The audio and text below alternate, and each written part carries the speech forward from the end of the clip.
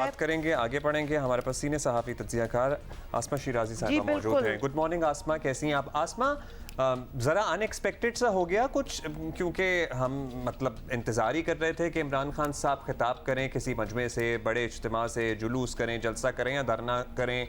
D चौक भी उन्होंने अपने कारकुनों को पहुंचने का कहा हुआ था, ना वो डी चौक पहुंचे, ना वो H9 G9 के दरमियान पार्क पहुंचे। क्या हुआ चंद घंटे में रात को?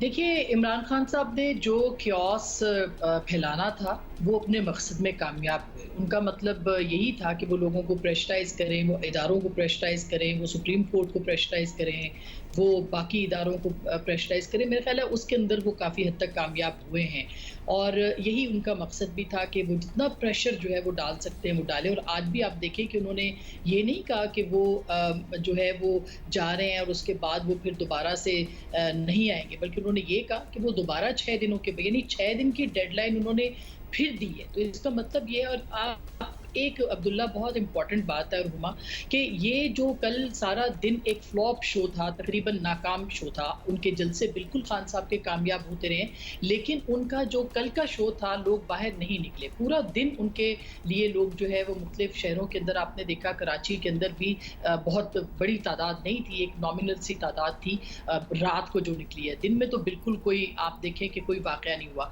लाहौर के अंदर भी कुछ नहीं हुआ और बड़े तरीके के साथ जो है कल, ठीक है हम इस बात की मजम्मत करते हैं कि जो कल आंसू गैस वगैरह फेंकी गई, ये बिल्कुल गलत था, ये नहीं होना चाहिए था। लेकिन आप ये देखें कि उसके बाद शाम को जो लोग निकले हैं वो भी कोई बहुत बड़ी तादाद में नहीं थे। और इमरान खान साहब ने डी चौक पे, बावजूद इसके कि सुप्रीम कोर्ट ने कहा था कि आप वहाँ पे ना पहुँचे, उन्होंने कहा कि वहाँ पे लोग आए। और फिर आपने देखा कि जो खदशात थे, जिसपे हम तनकीद कर रहे थे राना सनाउल्लाह साहब को भी और हुकूमत को भी, कि आपने इतने इंतजाम क्यों किए जबकि लोग तो निकले नहीं। और आप देखें कि वो जो चंद मुट्ठी भर लोग थे, उन्होंने इस्लामाबाद के अंदर आग लगाई है, मेट्रो स्टेशन को, फायर ब्रिगेड की गाड़ियों को, दरख्तों को। यानी दरख्तों का क्या कसूर था, मुझे तो ये समझ में नहीं आती। जिस तरह का पेट्रोल आप देखें उनके हाथ में था और जिस तरह की आग लगी हुई थी, वो मामूली लोग नहीं थे, वो गैर मामूली लोग थे। हमें इस बात के ऊपर एहतजाज करना, किसी भी कोई भी सियासी जमात जो है अगर इस तरह के हथकंडे इस्तेमाल करेगी, अगर इस तरह से प्रेशर ग्रुप बन के प्रेशर डालेगी इदारों के ऊपर, सियासी जमातों के ऊपर, निजाम के ऊपर, शहरियों के ऊपर, एब्सोल्युटली आसमा, we totally agree with you. और इसमें ज़रा एडिशन आप इस बात की कर लें कि इस्लामाबाद के जो बच्चे हैं वहाँ, उनके एग्जाम्स को पोस्टपोन किया गया। बाकी मुल्क के और हालात, इस्लामाबाद को तो एक टोटली एक होता है ना हॉस्टेज सिचुएशन ही बन गई। हम समझने की कोशिश कर रहे हैं आसमा कि ये क्या बैकडोर डिसीजन मेकिंग हो रही थी खान साहब की भी और बाकी उनके साथ भी जो लोग थे, कि उन्होंने फ़ौरन ये डिसाइड किया कि जहां मैं अपने लोगों को ये कह चुका हूं कि हम डी चौक पहुंचेंगे, मैं हिलूंगा नहीं वहां से। फवाद चौधरी के स्टेटमेंट्स आ रहे थे कि जी अब तो हम आ जाके बैठ जाएंगे। फिर क्या हुआ जो सडनली ये डिसाइड किया कि जी खान साहब ने जिन्ना एवेन्यू पे ही अपनी एक छोटी सी स्पीच दी और बीच में उसके बाद वो चले गए बनीगाला, बेसिकली वो घर चले गए और जो मेहम हो रहा था वहां वो होता रहा। देखिए हुमा, उनको फेस सेविंग चाहिए थी। पिछले 2 दिन से इस्लामाबाद में बहुत सारे लोगों को ये बात पता है कि बैकडोर चैनल्स भी चल रहे थे और तहरीक इंसाफ ये चाह रही थी, क्योंकि जो कॉल दी गई थी, और आपको याद होगा कि उस गुफ्तगू के दौरान जो खान साहब एक प्रेस कॉन्फ्रेंस में कर रहे थे, शाह महमूद कुरैशी साहब को एक कॉल आई थी और उस कॉल के अंदर जो ट्रैप हो जाएगी, कॉर्नर कर देंगे, वो जो ट्रैप होने वाली कॉल थी, उस वक्त वो प्रेस कॉन्फ्रेंस में बैठ चुके थे जब उनको ये इत्तला आई कि अगर उन्होंने जो है वो ये लॉन्ग मार्च की डेट अनाउंस कर दी तो वो ट्रैप हो जाएंगे, क्योंकि उनको कुछ हाथ नहीं आने वाला। और हुकूमत ने फैसला कर लिया कि वो 29 को नहीं घर जा रहे, बल्कि वो अभी रहने का उन्होंने फैसला किया है। लेकिन खान साहब ने कहा कि नहीं, ज़ाहिर है बहुत देर हो चुकी थी, वो प्रेस कॉन्फ्रेंस में ऐलान करने वाले थे और फिर उन्होंने ऐलान किया।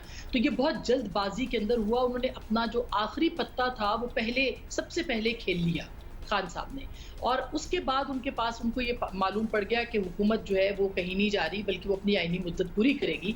तो उन्होंने फिर हुकूमती लोगों से राब्ते करने की कोशिश कर दी। उनके बहुत सारे लोग जो है वो मुलाकातें करते रहे हैं और ये कन्विंस करते रहे इसके ऊपर कि आप कोई भी डेट दे दें, हुकूमत कोई भी डेट 8 महीने बाद की डेट दे दे जो हमारी इत्तला है, तो हम उसके ऊपर एग्री कर जाएंगे, लेकिन हमें फेस सेविंग चाहिए। तो आईनी मुद्दत जब पूरी होती है उसके बाद कोई हुकूमत डेट दे दे और इनकी भी फेस सेविंग उस सूरत में हो जाएगी। आप ये बताइएगा प्रेशर ग्रुप तो आपने कहा ये हैं और सर्टनली है, लेकिन इनका जो प्रेशर है वो काम भी करता है, अक्सर हमने देखा है।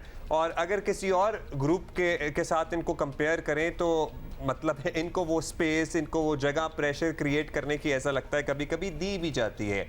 6 दिन बाद आपको लगता है ये दोबारा आएंगे या दोबारा किसी मार्च का ऐलान करेंगे या उसको पोस्टपोन करते रहेंगे? देखिए, जो मार्च में इनको नाकामी हुई है, और आप ये ज़रूर कहें बहुत अदब के साथ कि अगर रात कल शाम को फैसला सुप्रीम कोर्ट का नहीं आता तो मेरा ख्याल है कि एक सूरत हाल बहुत और तरह की होती। लेकिन सुप्रीम कोर्ट के फैसले के बाद खान साहब को इतना स्पेस मिला कि उन्होंने लोगों को डी चौक पे पहुंचने, और रास्ते खुल गए थे तो लिहाजा लोग जो है वो वहाँ पे पहुंच भी गए, जो थोड़ी बहुत तादाद में है, और वो उन्होंने भी आग लगाई। तो ये ना होता, उसको वो फेस सेविंग कल उनको मिली है। ये बात एक अपनी जगह पे बहुत अहम है। और अगर दोबारा वो आएंगे और इसी तरह की उनको फेस सेविंग्स मिलेंगी तो फिर तो वो बिल्कुल एक प्रेशर ग्रुप, पक्का जो प्रेशर ग्रुप है वो बन जाएगा। लेकिन एक बात ज़रूर आप अप्रिशिएट करें इस बात को कि जो खान साहब का फॉलोअर है, जो उनका सही मानों में उनकी जमात के नज़रिए के ऊपर कायम रहता है, वो कल तशद्दुद के लिए नहीं निकला। ये जो लोग, जिन लोगों ने तशद्दुद किया है या जिन लोगों ने अमन व अमान को अपने हाथ में लिया है, ये खान साहब के कारकुन नहीं थे, ये कोई और लोग थे जिनका जाहिर है कि खान साहब को मालूम ही होगा। लेकिन ये लोग वो थे जो कि ये चाहते हैं कि मुल्क के अंदर अनारकी फैले, और इसका जाहिर है। क्या कह रही हैं, पीटीआई के सपोर्टर्स नहीं थे, ये कोई मतलब कोई और लोग थे जो तशद्दुद पसंद अनासिर थे जो इस धरने में शामिल थे?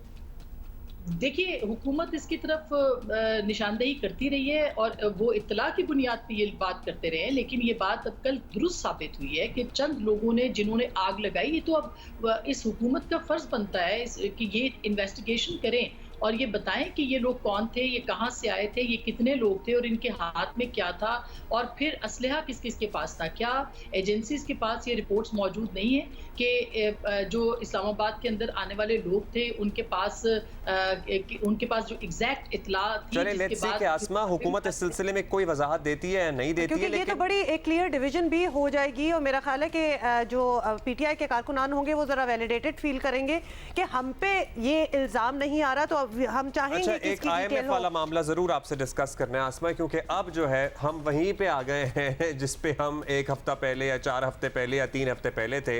आईएमएफ ने कह दिया, मतलब the economy is in shambles, कि भाई आप बढ़ाएंगे पेट्रोल के पैसे तो आगे कोई बात बनेगी नहीं बनेगी। तो फिर इनको वो टफ फैसले जिनका हम कब से सुन रहे हैं, टफ फैसले लेंगे, सख्त फैसले लेंगे, वो हो नहीं पा रहा। तो अब दोबारा से मामला सर पर आन पड़ा है, कुछ हो पाएगा या ये भी सोचेंगे, दोबारा रिव्यू करेंगे कि भाई हम तो घर ही जाते हैं, किसी इंटरिम को बुलाते हैं और वो ले ले सख्त फैसले?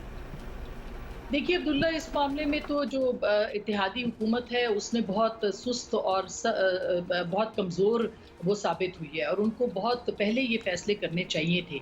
क्या उनको ये बात नहीं पता थी कि जब हम आईएमएफ के पास जाएंगे तो हमें वो सब्सिडी जो खान साहब ने जाने से 1 महीने पहले 10 रुपये कम कर दी है, वो हमें बढ़ के किस सूरत में मिलेगी?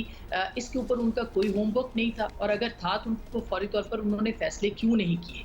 एक बात। दूसरी बात ये कि आईएमएफ को, खान साहब को भी ये बात बहुत अच्छी तरह से पता थी, इसीलिए 25 तारीख की जो डेट है वो भी सामने आई कि अगर आईएमएफ के साथ मुज़ाकरात कामयाब हो गए और पाकिस्तान को पैसे मिल गए तो जाहिर है कि पाकिस्तान की इकॉनमी जो है वो उस सूरत में नहीं होगी जहाँ पे ब्लैकमेल रियासत हो सके। तो अब ये जो सूरत हाल बनी है, इसमें रियासत को ब्लैकमेल करने के लिए बहुत सारे अनासिर पैदा हो गए हैं, और ये ऐसी सूरत हाल नहीं है जिसमें कि आप ये कहें कि 1 महीने या 1.5 महीने के बाद जो है वो हम कहेंगे कि हम इसमें से निकल आए हैं। अगर ये सख्त फैसले नहीं होते तो भी अवाम सड़कों पे होंगे, और अगर सख्त फैसले होते हैं तो भी अवाम सड़कों पे होंगे, क्योंकि आपको पेट्रोल की कीमत जो कि खान साहब के ही दौर में फिक्स कर दी गई थी कि हर महीने हमने इतनी बढ़ानी है, अगर आपने नहीं बढ़ाई तो आपके ज़रिए मुबादला के ज़खायर जो हैं वो नामुमकिन के बराबर है। बहुत शुक्रिया Asma for speaking to us and giving some clarity कि इस वक्त क्या हो रहा है और आगे क्या पॉसिबिलिटीज़ हो सकती हैं।